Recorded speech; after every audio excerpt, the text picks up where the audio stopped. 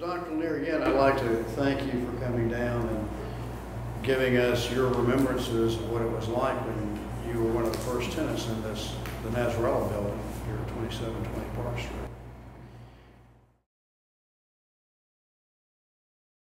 You remember Frank the barber? He used to be downstairs. Yeah.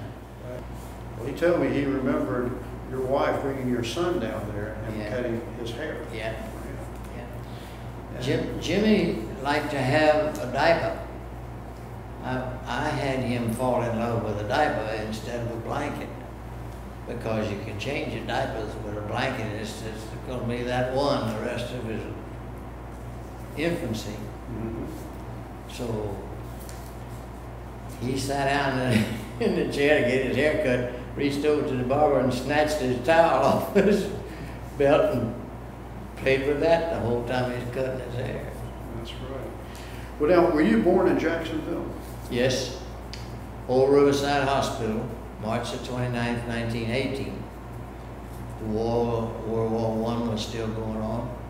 Remember when they built the one-story building and put the street lights in on the corner? Yeah.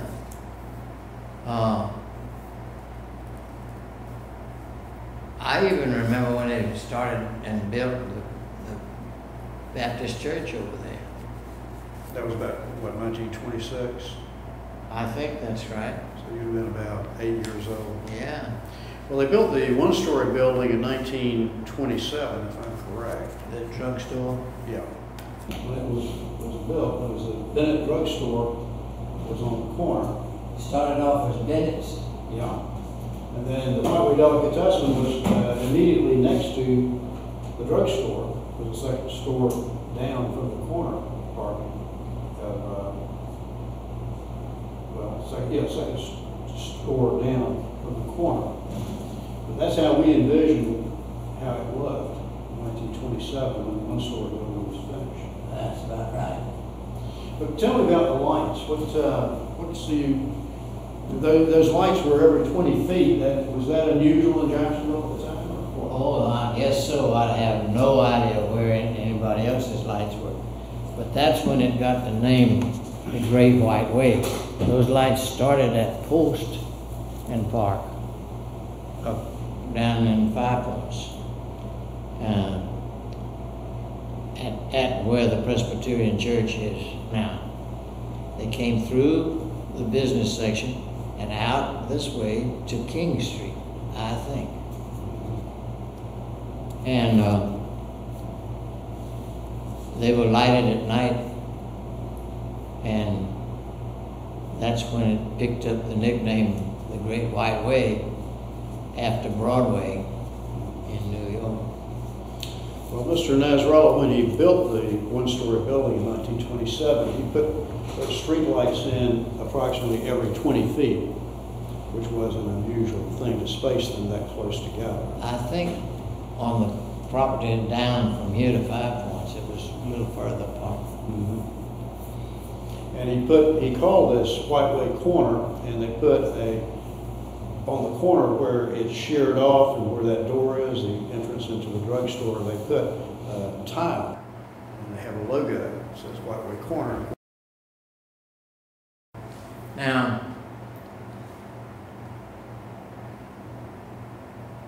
before World War II came the Great Depression. And I remember that. Real estate went sky high, and all of a sudden you couldn't sell it.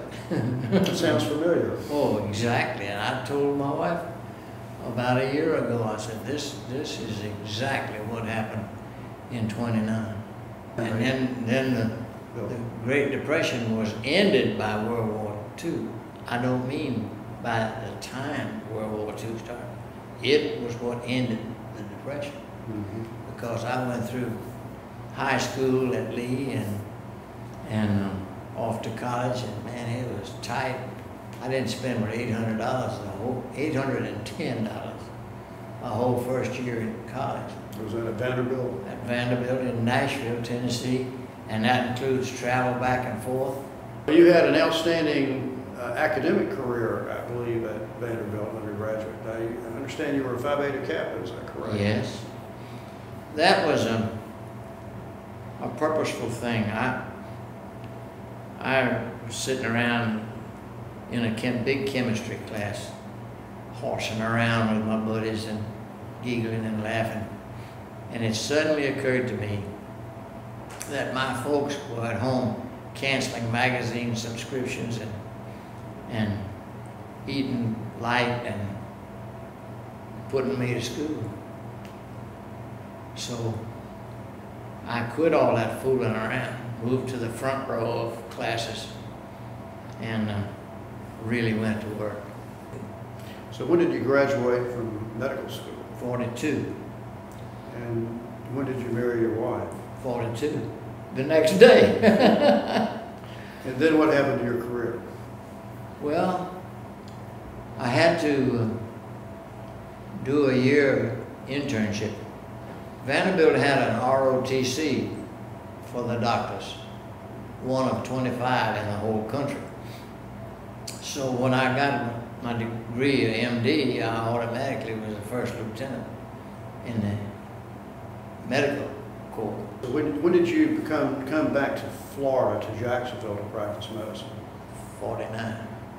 And then you came, was this the first office building that you looked at? Yeah. The only one. Well, what was it that made you wanted to locate your office on Whiteway Corner in the Nazarella building? In those days, it was important to put your office on a public transportation route because most people didn't have a car. And they couldn't come to the doctor any other way besides a bus, sometimes a streetcar. Now, by then, 49, Park Street had a bus system on it, public transportation. I understand became one of the first tenants of the office building when the office building was built in 1949. Is that correct? Yes, I think I know I was the first one in that particular office over there because I came in and went in and told Mr. Nasrallah how I'd like to have it fixed, and we fixed it that way, and there wasn't any walls up or floor down or anything, and he fixed it for me, and I moved in. And did you meet Mr. Nasrallah? Yeah. Now, which Mr. There were two. Yeah. Weren't there? Yeah. A younger brother who did most of the legwork, and then old A. Nasrallah who did most of the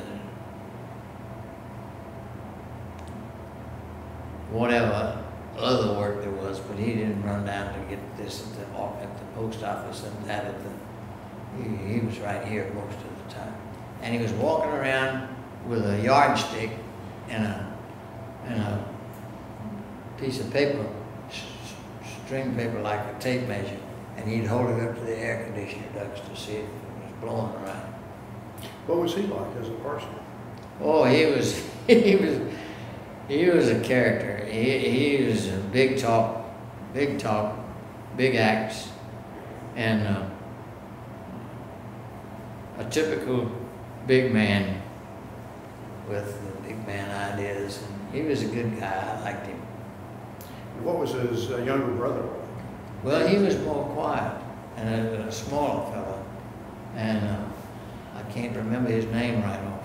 I think it was A.K., wasn't it? Yeah, A.K., that's right. Both of them were pleasant people as long as things were going right. But he didn't mind telling you, if you do this with so and so, you get into trouble with that, you know. And he did all of my adjustments for what I wanted. If I wanted to move this wall or establish a new room or something, he's the man I went to see. That would be A.K.? Mm-hmm.